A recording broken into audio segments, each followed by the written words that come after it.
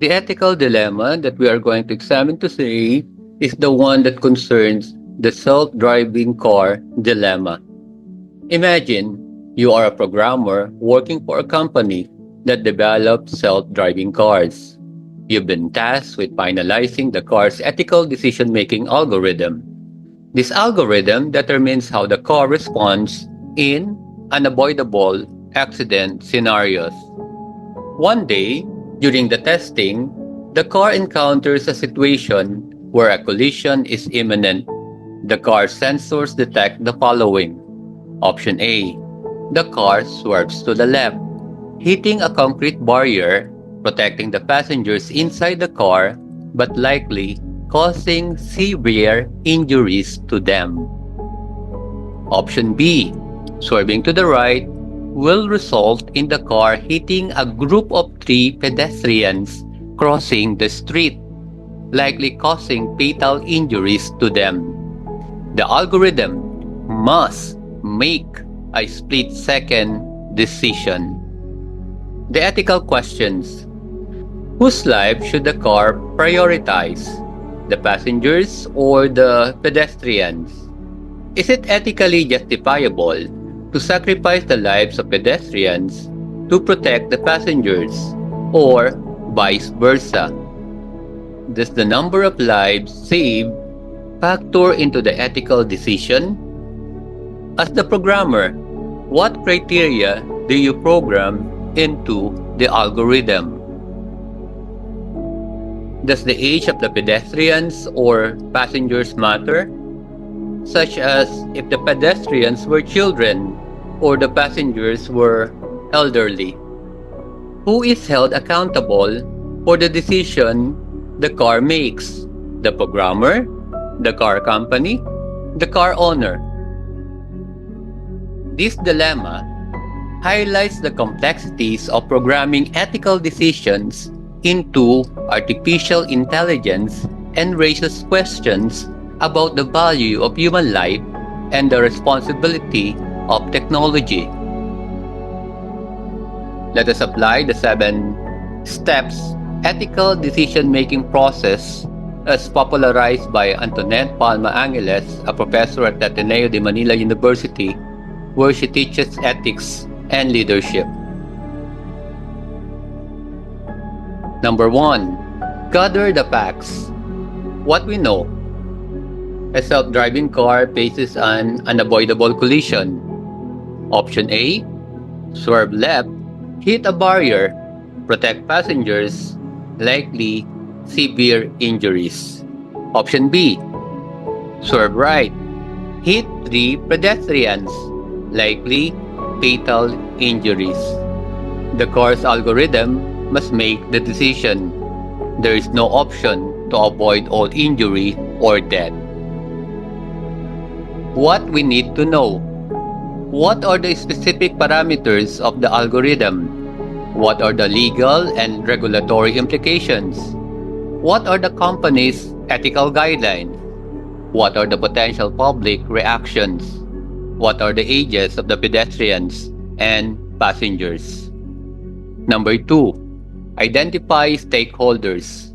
The stakeholders are passengers in the self-driving car, pedestrians, the programmer, the car manufacturing company, the car owner, the society at large, and the legal and regulatory bodies. The stakes, the interests, the passengers, safety, survival, trust in the technology, pedestrians, safety, survival, right to public space, programmer, professional integrity, legal liability, ethical responsibility, the car company, reputation, legal liability, marketability, the car owner, trust in the technology, legal liability, the society, public safety, trust in AI, ethical standards, the legal bodies, upholding the law and setting legal precedent. Let's articulate the dilemma. How to program an algorithm to make an ethical life or death decision in an unavoidable collision scenario, balancing the safety of passengers against the safety of pedestrians while considering legal, ethical, and societal implications. Number 4. List the alternatives. Program the car to prioritize passenger safety. Swerve left. Program the car to prioritize the greater number of lives. Swerve right. Program the car to make a random decision. Program the car to prioritize the safety of the most vulnerable, children, elderly. Program the car to attempt to minimize total injury. Let us compare alternatives with values. Alternative 1. Prioritize passengers. Values: passenger safety, contractual obligation, protection of those who have invested in the technology. Alternative 2. Prioritize pedestrians. Values: utilitarianism, societal responsibility, protection of vulnerable individuals. Alternative 3. Random decision. Values: equal chance of survival, removing programmer bias.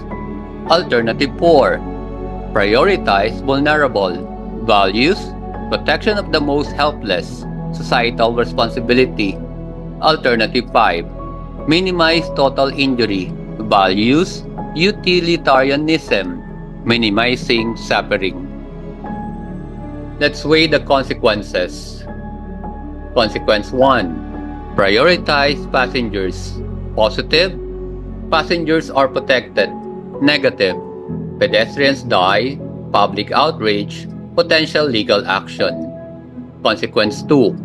Prioritize pedestrians. Positive: more lives saved. Potential for less public outrage. Negative: passengers die.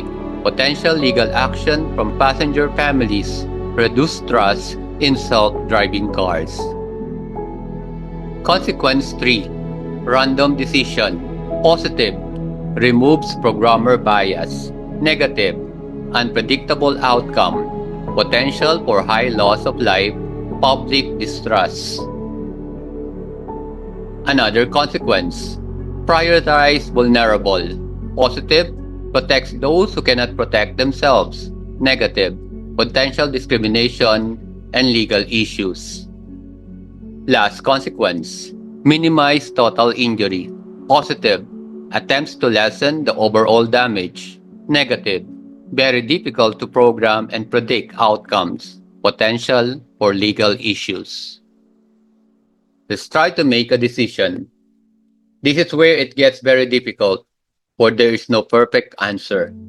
A possible decision is to program the car to minimize the total amount of injury.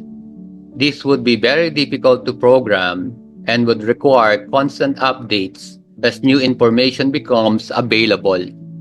This decision also attempts to follow the utilitarian value of minimizing suffering.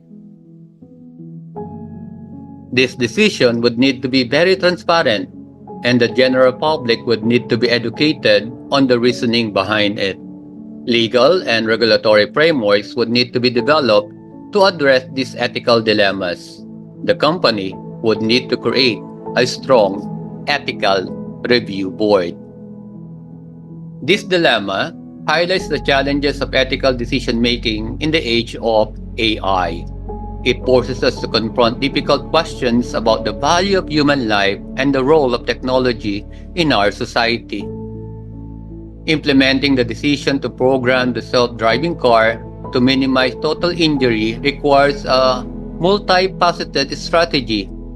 Let's have a breakdown of key strategies.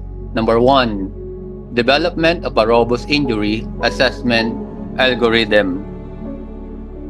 Concerning data collection, gather extensive data on real-world accident scenarios including impact forces, pedestrian and passenger demographics, and injury outcomes.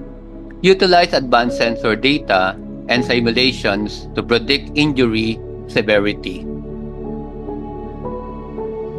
Regarding algorithm design, develop a complex algorithm that weighs various factors such as impact, speed, and angle, pedestrian and passenger age, size, and location, vehicle structural integrity, environmental conditions. Implement machine learning to continuously improve the algorithm's accuracy. Testing and validation. Conduct regular simulations and real-world testing to validate the algorithm's performance. Involve independent experts in the testing and validation process. Number 2, transparency and public engagement. Regarding public education, develop clear and accessible materials to explain the algorithm's decision-making process. Address public concerns and misconceptions about self-driving car safety. With respect to open dialogue, host public forums and workshops to gather feedback and address ethical concerns. Engage with ethicists, legal experts, and community leaders. Bearing in mind the algorithm transparency, provide a mechanism for users to understand the factors that influence the car's decisions. Consider making the algorithm's code open source for public scrutiny. Number 3, legal and regulatory framework. Taking into consideration the collaboration with policymakers, work with government agencies to develop a clear regulations and legal framework for self-driving car ethics. Advocate for standardized testing and certification procedures. Taking into account the liability and accountability, establish a clear guidelines for liability in accident scenarios. Explore options for insurance and compensation for victims. Keeping in mind the ethical review boards, create independent ethical review boards to oversee the development and deployment of self-driving car technologies. Number 4, continuous improvement and monitoring. Concerning data monitoring, continuously monitor real-world accident data to identify areas for improvement. Use machine learning to refine the algorithm's accuracy over time.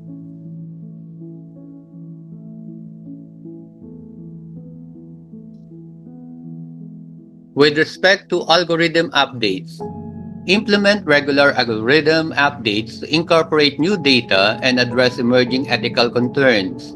Establish a process for public notifications of algorithm updates. Bearing in mind the feedback mechanisms, create ways for the public to give feedback on the algorithm's performance. Number 5, implementation of redundancy system.